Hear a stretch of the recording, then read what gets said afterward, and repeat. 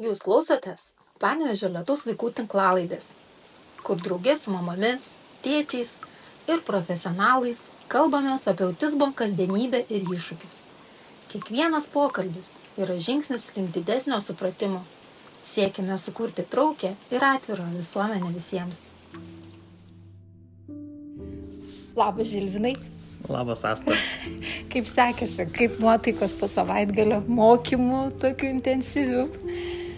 Taip, mokymai buvo intensyvūs, smagus, gilus žinių prasme. Tikrai patiko.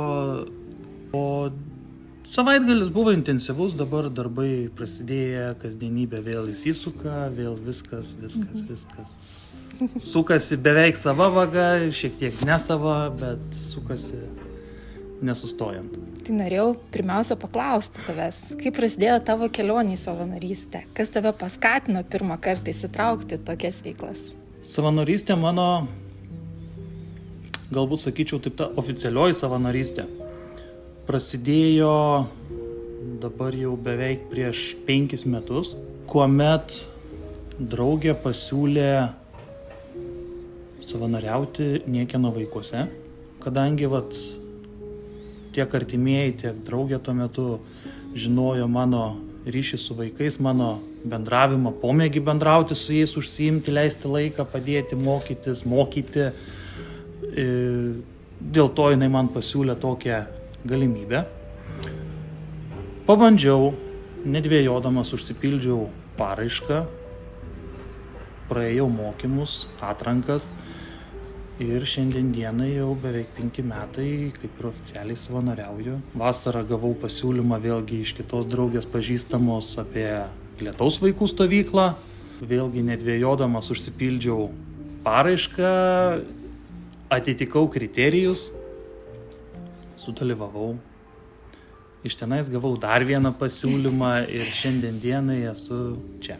Tai tikrai šaunuolis. O kodėl savanorystė tau yra svarbi? Ką jis suteikia tavo gyvenimui? Iš vienos pusės tai yra savirealizacija, galbūt, sakyčiau taip. Tai yra ir laiko praleidimas ir ne tuščiai kažkur praleistas laikas. O kitas dalykas, tai man tai patinka. Man patinka užsiimti su vaikais, padėti jiems per gyvenimą eiti, parodyti kažkokias naujas galbūt veiklas, gal net pačiam išbandyti kažką naujo. Kaip aš sakau, mano kredo su vaikais būnant, ne mokyti, o mokytis kartu su jais. Kaip sekėsi tą ryšį su vaikais užmėgsti? Vis tiek jų tas bendravimas šiek tiek yra kitoks. Ar buvo tų iššūkių ir koks tavo tas būdas gal buvo, kokį tu pats atradai, kaip geriausia užmėgsti bendravimą su specialiųjų poreikių vaikais, gal autistiškais? Bendravimas iš pradžių taip,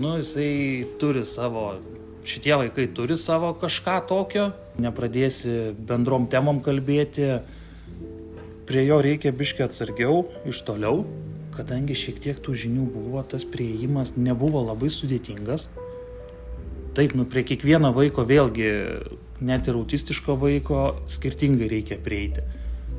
Bet galbūt man padėjo tas, kad mes buvom grupelėje su kai kuriais, su keletu savanorių vaikų, vaikai jaunieji savanoriai, ir tiesiog mes užsiimdavom bendrą veiklą. Iš tos bendros veiklos prasidėjo bendravimas mūsų. Tai ta intuicija vis dėlto yra svarbi. Labiau gal kartais, kaip sako, pajausti reikia, o ne visą laiką vadovautis protu. Taip, tikrai taip. Labai mes džiaugiamės, kad Panevėžyje tu užsiregistravai Big Brother, Big Sister programą, apie kurią jau šiek tiek ir mokymus čia kalbėjom. Tai kodėl nusprendei toliau tęsti tą draugystę su autistiškais vaikais? Kas paskatino užsiregistruoti tą ilgalaikį savanorystį, nes čia toks rimtas įsipareigojimas draugystį metams su vaiku? Manau, kad tikrai galiu skirti laiko draugui, duoti jam kažką naujo, kažką daugiau, galbūt, kaip aš vadinu, ištraukti jį į pasaulį, kad jis nesėdėtų tik tai savo šeimoje, tarp savo 4 sienų, galbūt išeiti į parką, pasivaikščioti, pasižiūrėti, galbūt netgi išmoksime žvejoti, žuvį susigauti. Labai smagu, nes vat, kaip tik ir norėjau klausti, ką manai galėsi sutikti mažajam draugui. Tai čia ta žvejyba toks, fantastinė tokia mintis. Aišku, būna, norėjau iš pradžių sakyti, gal tik vasarą, bet ir žiemągi žvejojama visais metų laikais. Taip, galima žvejoti, aišku, visais metų laikais. Taip, tai yra, vėlgi būtų tas pats pasisakymas, ta pati mintis, mokausi kartu.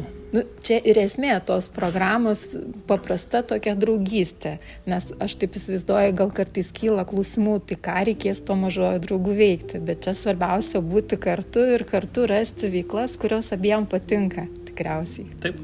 Tai ką vis dėlto norėtum, pavyzdžiui, pasakyti ar palinkėti žmonėm, kurie svarsto apie savanorystę, bet dar nesiryžta jai? Savanorystė yra gerai.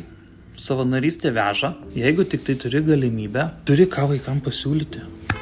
Tai ta prasme, tau tos draugystės su vaikais, tai kažkaip tai, nežinau, sušildo gal širdį, ar vat kokį tu, pavyzdžiui, gal pavyzdį galėtum prisiminti, kada jau, tikrai suspurdėjo ta širdis, va dėl to aš ir einu ten savanoriauti, va dėl šito jausmo, ar dėl tokių kažkokių pokyčių.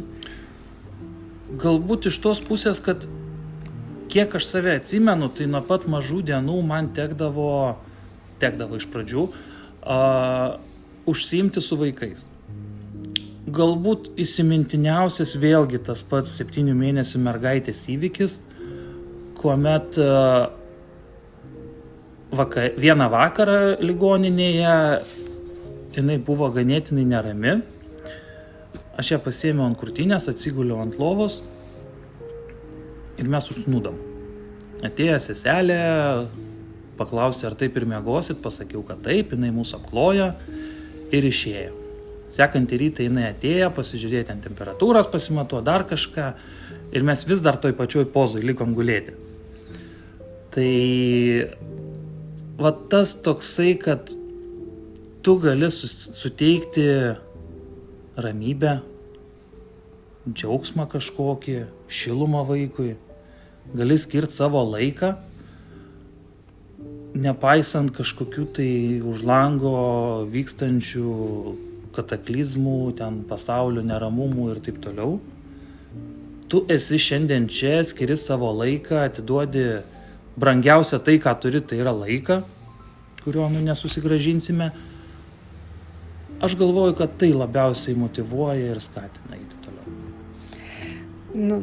Tas toksai ir bendrystės jausmas, ir aš suprantu, tas vaikas irgi pajuto, kad jis nėra vienas šio žemėje, kad yra žmogus, kuriam jisai rūpi. Nesvarbu, kokio amžiaus bebūtų ir kokio supratimo. Kaip kartais ir su autistiškais vaikais būna, kad jie gal ne visą laiką taip jau atvirai pasako, išreiškia, bet jaučia, tai tikrai pajaučia, kai žmogus nuoširdžiai atiduoda savo laiką ir meilę kitam. Tai dar tokia, nežinau, tokio užbaigimui, gal kokį klausimėlį, kaip dabar, nežinau, įsivaizduoji savo, pavyzdžiui, artimiausius metus? Dėl artimiausių metų plano, tai kol kas nemanau, kad jisai keisis. Dirbu samdomą darbą, manau, jį ir toliau dirbsiu. Laiko atrandu ir pomėgiams, ir savo laisvalaikiui, ir savanorystei ligoninėje. Tikrai atrasiu laiko 2 valandas per savaitę. Tai yra daug, tai yra ne. Atrasiu laiko ir draugystei su mažuoju draugu. Gal dar kažkokį palinkėjimą, dar aišku, aš žinau, kad tu nežinai, kas bus tavo mažasis draugas, bet, kokį tokį, įsivaizduoji tą savo mažąjį draugą, gal kokį turėsi ir gal norėtum kažką palinkėti, pasakyti taip jam į ateitį. Stiprybės mums abiems, vienas su kitu, palaikymo vienas kitam, supratimo ir gražios draugystės. Tai ačiū tau dar kartelį tada. Ačiū labai. Kad sutikai pakalbėti.